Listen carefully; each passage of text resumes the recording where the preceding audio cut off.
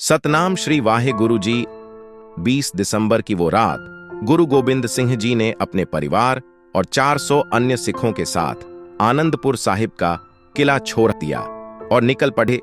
उस रात भयंकर सर्दी थी और बारिश हो रही थी। सेना 25 किलोमीटर दूर सरसा नदी के किनारे पहुंची ही थी कि मुगलों ने रात के अंधेरे में ही आक्रमण कर दिया। बारिश के कारण नदी में उफान था। कई सिख शहीद हो गए, कुछ नदी में ही बह गए। इस अफरा तफरी में परिवार बिछुड़ गया। माता गुजरी और दोनों छोटे साहिबजादे गुरुजी से अलग हो गए। दोनों बरहे साहिबजादे गुरुजी के साथ ही थे। उस रात गुरुजी ने एक खुले मैदान में शिविर लगाया। अब उनके साथ दोनों बरहे साहिबजादे और 40 सिख योद्धा थे। शाम तक आपने चौधरी रूपचंद और जगत सिंह की कच्ची गढ़ी में मोर्चा संभाल लिया। अगले दिन जो युद्ध हुआ उसे इतिहास में second battle of Chamkaur Sahib के नाम से जाना जाता है। 21 से 29 दिसंबर सिख इतिहास में ही नहीं, देश के इतिहास में बहुत बड़ी शहादत का दिन है। 22 दिसंबर गुरु गोबिंद सिंह जी इस सिख फौजों के साथ चमकौर की गढ़ी एक कच्चे किले में 10 लाख मुगल सैनिकों से मुकाबला करते हैं। एक एक सिख 10 लाख मुगलिया फौजों पर भारी पड़ाता है। गुरु गोबिंद सिंह जी के बरहे बेटे, जिनकी उम्र मात्र 17 वर्ष की है, साहिबजादा अजित सिंह ने मुगल फौजों में भारी तबाही की।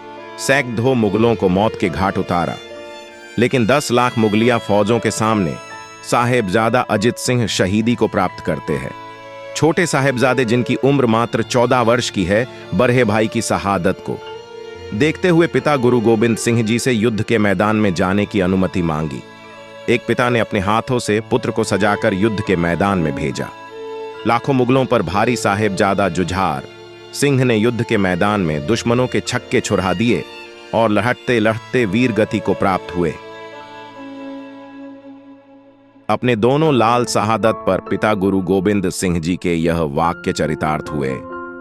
मेरा मुझ में कुछ नहीं, जो कुछ है सो तेरा, तेरा तुझको सौंप के क्या लागे है। मेरा गुरु गोबिंद सिंह जी के दोनों छोटे बेटे साहिबजादा जोरावर सिंह, साहिबजादा फतेह सिंह, जिनकी उम्र 5 वर्ष और 7 वर्ष की थी, अपनी दादी माता गुजरी जी के साथ युद्ध के दौरान पिता गुरु गोबिंद सिंह जी से बिछड़ जाते हैं। रसोइया गंगू ब्राह्मण की नमक हरामी की वजह से इनाम के लालच में सरहंद के नवाब वजीर खान के पास बंदी बना लिए जाते हैं। दोनों छोटे छोटे मासूम बच्चों को इस्लाम कबूल करवाने तरह तरह की तकलीफें दी जाती है।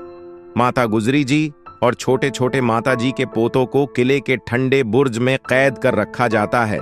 दिसंबर का महीना खून जमा देने वाली ठंड, उस पर किले का वह ठंडा बुर्ज जहां सामान्य दिनों में कपकपा देने वाली ठंड पड़ती है।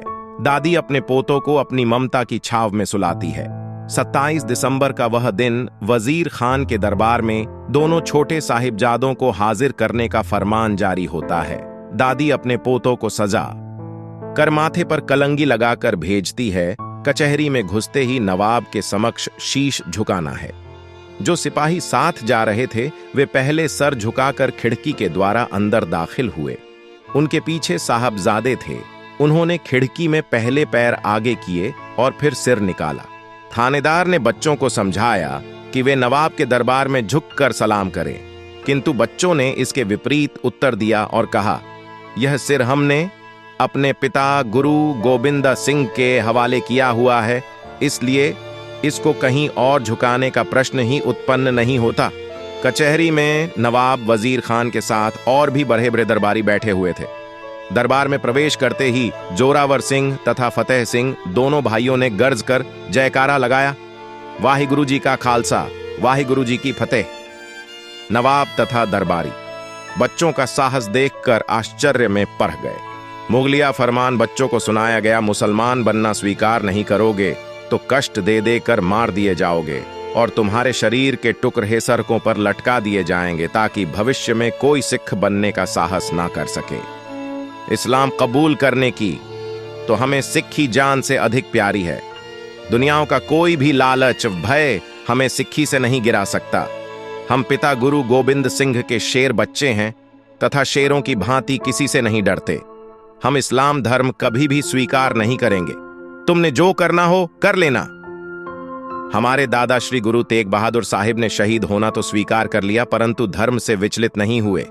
बच्चों की बातें सुनकर नवाब वजीर खान तिल मिला गया और छोटे छोटे बच्चों को नींव में चिनवाने का आदेश दिया।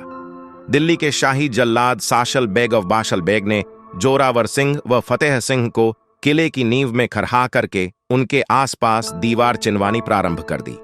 बनते बनते दीवार जब फतेह सिंह के सिर के निकट आ गई तो जोरावर सिंह दुखी दिखने लगे। काजियों ने सोचा शायद वे घबरा गए हैं और अब धर्म परिवर्तन के लिए तैयार हो जाएंगे। उनसे दुखी होने का कारण पूछा गया तो जोरावर बोले, मृत्यु भय तो मुझे बिल्कुल नहीं। मैं तो सोचकर उदास हूं कि मैं बरहा हूं, फतेह सिंह छोटा है। दुनिया में मैं पहले आया था, इसलिए यहां से जाने का भी पहला अधिकार मेरा है।